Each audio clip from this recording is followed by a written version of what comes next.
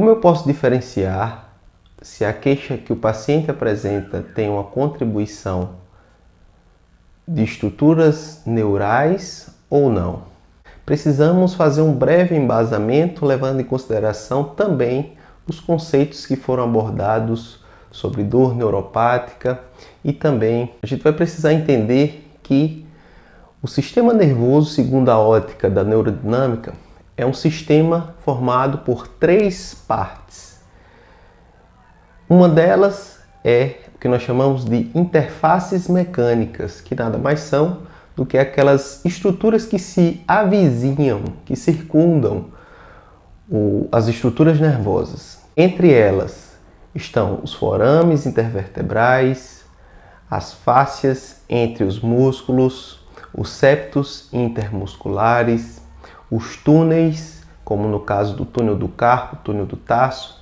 Todas essas estruturas, elas se movem juntamente com o nervo ao longo dos movimentos que são realizados pelos seres humanos em todas as suas articulações. Mas é muito importante falarmos a respeito de outra forma que também é chamada essa interface mecânica, ou essas interfaces mecânicas, que é nomeada assim por Michael Shacklock. O Shacklock chama também as interfaces mecânicas de cama dos nervos ou colchão dos nervos, ou seja, isso dá uma ideia de que aquelas estruturas que estão cercando o nervo, ladeando o nervo, avizinhando-se ao nervo, elas podem também gerar algum tipo de compressão, estiramento ou algum tipo de obstáculo para a movimentação do tecido nervoso em situações disfuncionais e até pós-lesionais. O segundo elemento que forma esse sistema de 3 partes é o que nós chamamos de estrutura neural, que nada mais são do que os nervos e o tecido conjuntivo que os reveste. É muito importante falar que tanto os nervos como principalmente os tecidos conjuntivos são fonte de dor. Portanto, qualquer compressão, tensão excessiva ou estiramento excessivo do tecido nervoso pode levar a uma deflagração de dor local ou no trajeto desse tecido neural. Portanto, é muito importante frisar que sintomas relacionados ao tecido nervoso raramente serão pontuais. Eles podem se deslocar ou se irradiar num trajeto anatômico que tem total relação com o trajeto nervoso.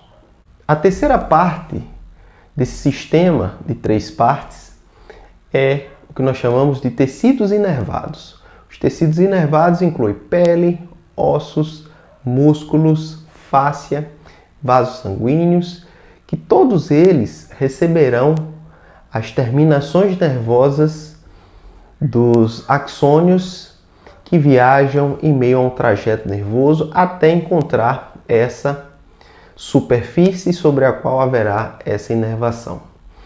Então, todos esses órgãos, todas essas estruturas, todos esses tecidos que são inervados, eles também podem ser fonte de uma dor após uma compressão ou estiramento nervoso ou irritação de uma estrutura nervosa. Então, esses tecidos inervados podem sofrer o que nós chamamos de inflamação neurogênica. E isso é muito importante para que possamos identificar muito bem, inclusive, aquelas inflamações que são neurogênicas daquelas que não são neurogênicas, ou seja, que não têm envolvimento neural. Então, é muito importante frisar que os sintomas relacionados ao envolvimento neural podem se dar no trajeto de um nervo, sobre as interfaces mecânicas e também podem afetar os tecidos inervados. Por isso, lembrem também que uma tendinopatia ela pode ter um envolvimento neural, contribuindo para a sua progressão e, se não for resolvido esse envolvimento neural, é possível que ela possa se cronificar, sendo que este mecanismo seria um mecanismo de dor mista, que envolve a nocicepção pela própria inflamação no tecido que seria inervado, juntamente com uma compressão de estruturas nervosas que está levando à liberação de substâncias inflamatogênicas sobre as terminações de um nervo que foi afetado.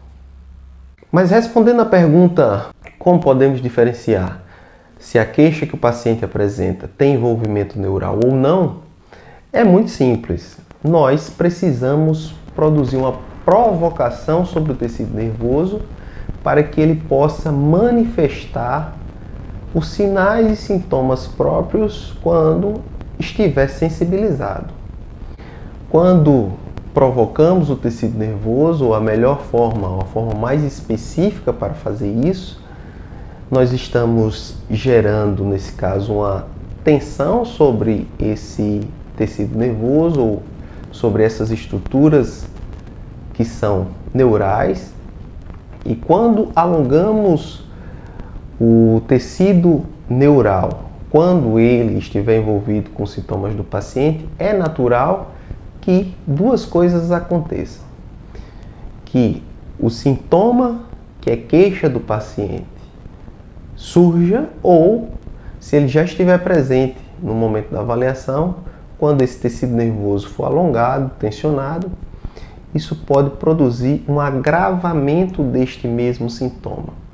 E isso leva em consideração tanto sintomas no trajeto da estrutura neural, como também sintomas de uma inflamação neurogênica nos tecidos inervados. Em todo teste neurodinâmico haverá o elemento final que comprova se há envolvimento neural ou não, que é o que nós chamamos de diferenciação estrutural. A diferenciação estrutural consiste em aumentar a tensão no trato neural proximal, distante do foco que seria do sintoma. Quando alongamos especificamente o plexo braquial, tensionamos esse plexo, quando os sintomas se manifestam no punho ou na mão do paciente, durante o final do teste, quando houver essa inclinação da cervical para produzir esse efeito de tensionamento, isso gerará uma diferenciação das estruturas nervosas que foram tensionadas especificamente, e se houver um agravamento do sintoma ou surgimento desse sintoma, então isso comprovará de fato se há ou não envolvimento neural com a queixa do paciente. Para que não fiquemos aqui somente no campo das explicações ou no campo da teoria, nós vamos mostrar para vocês dois testes neurodinâmicos e como realizar essa diferenciação estrutural para ambos. Esse teste é utilizado para avaliarmos o nervo mediano. Com o paciente deitado em decúbito dorsal, realizaremos uma abdução do ombro do paciente a aproximadamente 100 a 110 graus. Posicionaremos a perna da frente, enquanto examinadores ou terapeuta, sobre a face interna do braço para estabilizá-lo. Com a mão direita, deprimiremos o ombro do mesmo lado e com a mão esquerda faremos extensão do punho, extensão dos dedos, e o dedo indicador deve pressionar o polegar para mantê-lo em extensão juntamente com os demais dedos. Nessa posição faremos também supinação, rotação lateral do ombro e extensão lenta do cotovelo, e perceberemos que existirá uma barreira que representa o que nós chamamos de tensão neural adversa. Quando isso acontece, a gente precisa fazer uma diferenciação estrutural para saber se o problema é neural ou não. Como faremos isso? Vamos deprimir um pouco mais o ombro. Se isso aumentar o sintoma, é indicativo que o problema é neural. Outra possibilidade seria inclinar a cervical para o lado oposto. Piorou o sintoma? Volta. Ou ainda elevando a perna do mesmo lado, do lado direito do paciente, com o joelho estendido. Tenta levantar a perna do mesmo lado. Piora o sintoma? Ok. Nesse caso especificamente, pode-se perceber que há um envolvimento neural nesta tensão neural adversa, mas precisamos associar isso com sintomas que são queixa do paciente. E também devemos fazer o mesmo teste do lado contralateral para saber a resposta a essa tensão neural para o nervo mediano contralateral, caso não haja sintoma além do outro lado. Slump Test. Esse é um teste muito importante para tensionar o sistema nervoso central e o sistema nervoso periférico, sobretudo no trajeto do nervo ciático. Pediremos que o paciente sentado com as pernas pendentes fora da maca possa colocar os braços na posição dorsal e, além disso, pediremos uma flexão da cervical juntamente com a flexão tóraco-lombar. Adicionalmente a isso, manteremos essa posição com apoio das mãos e não permitiremos que o paciente volte para a posição neutra em momento algum do teste. Pediremos que ele faça uma extensão máxima do joelho até onde ele conseguir, sem sintoma. E, adicionalmente a isso, pediremos uma dorsiflexão, se for possível. Aqui a gente já percebe que existe uma limitação para a dorsiflexão. O que é que pediremos? Na outra extremidade, diminuiremos a tensão neural para saber se há envolvimento neural associado a isso e pediremos para ele completar esse movimento do tornozelo. O que fica flagrante é que há envolvimento neural relacionado a essa restrição do movimento e também dos sintomas que são associados a isso. Baixa um pouquinho e volta para outra posição. Isso. Aumenta de novo essa dorse. Existe dor aqui associada? Sim. Em qual parte? Na parte posterior da coxa? Isso. Se existe essa dor também precisa ser modificada com a diferenciação estrutural. Pediremos para que ele, de novo, faça a extensão da cervical. O que é que acontece com essa dor? Alívio. O alívio dessa dor nos leva a entender que esse sintoma apresentado pelo paciente também tem envolvimento neural. Se é um paciente com dor na região lombar, a gente vai perguntar a respeito deste sintoma ao realizarmos esse teste. Volta de novo, relaxa um pouquinho, volta para a posição neutra. Isso. Ok. O mesmo teste pode ser feito tanto do lado sintomático como do lado contralateral que não apresenta sintomas.